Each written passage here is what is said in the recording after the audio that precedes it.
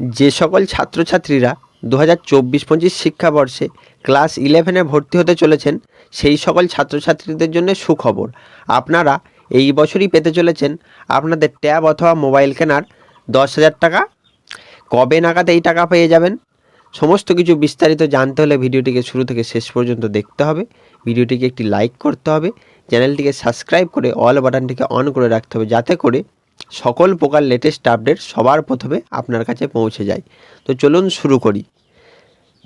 2024-25 অর্থবর্ষের বাজেটে ঘোষণা হয়েছিল যে তরুণের স্বপ্ন প্রকল্প অর্থাৎ ট্যাব অথবা মোবাইল কেনার টাকা একাদশ শ্রেণীতেই পেয়ে যাবেন, যেটা সাধারণত পাওয়া যেত 12-এর সময়।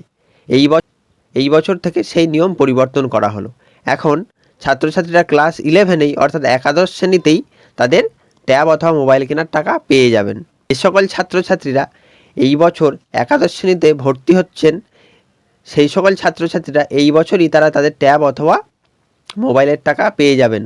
কিন্তু যে সকল ছাত্রছাত্রীরা এই বছর 12-এ পড়াশোনা করছে, 2025-এ তারা তাদের এইচএস এক্সাম দেবে, তারা কিন্তু আগের নিয়ম অনুযায়ী তারা ক্লাস 12-এই তাদের ট্যাব অথবা মোবাইল কেনার টাকাটা পেয়ে যাবে, জানুয়ারি মাস নাগাদ পেয়ে যাবে। এবার আপনাদেরকে চলুন জানিয়ে দিই, এই বছর যে সকল ছাত্রছাত্রীরা ক্লাস 11-এ ভর্তি হতে চলেছেন বা ভর্তি হবেন তারা কবে তাদের ট্যাবের টাকা পাবেন। এখনও পর্যন্ত যে খবর পাওয়া যাচ্ছে সেটি হলো, একাদশ শ্রেণীতে যে সকল ছাত্রছাত্রীরা ভর্তি হবেন তাদের রেজিস্ট্রেশন 28 জুন 2024 অর্থাৎ 20শে জুন 2024-এর মধ্যে কমপ্লিট করে ফেলতে হবে। সংসদের তরফ থেকে এমনটাই জানিয়ে দেওয়া হয়েছে যে এবছর ক্লাস 11-এর রেজিস্ট্রেশন 20শে জুন 2024-এর মধ্যে কমপ্লিট করে ফেলতে হবে এবং রেজিস্ট্রেশন কমপ্লিট হওয়ার সাথে সাথেই ছাত্রছাত্রীদের ট্যাব অথবা মোবাইল কেনার টাকার জন্য ডিসিএ ফর্ম ফিল আপ শুরু হয়ে যাবে। এই ডিসিএ ফর্ম ফিল আপ কীভাবে করতে হয় তা আমরা আবার আপনাদের এই ভিডিওর মাধ্যম দিয়ে জানিয়ে দেব। তো এই ডিসিএ ফর্ম ফিল আপ করার কয়েক মাস অর্থাৎ 1 থেকে 2 মাসের মধ্যেই আপনাদের অ্যাকাউন্টে ট্যাবের টাকা ঢুকতে শুরু করবে এবং এই ট্যাবের টাকা দিয়ে আপনাদেরকে ট্যাব অথবা মোবাইল কিনে তার রসিদটাকে স্কুলে জমা করতে হবে।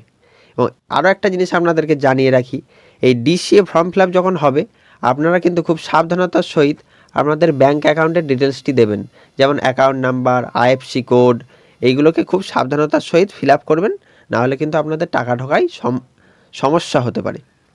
তো এই ছিল আজকের ভিডিওটি ভালো লাগলে লাইক করবেন, কমেন্ট করবেন এবং বন্ধুদের মধ্যে শেয়ার করবেন। ধন্যবাদ।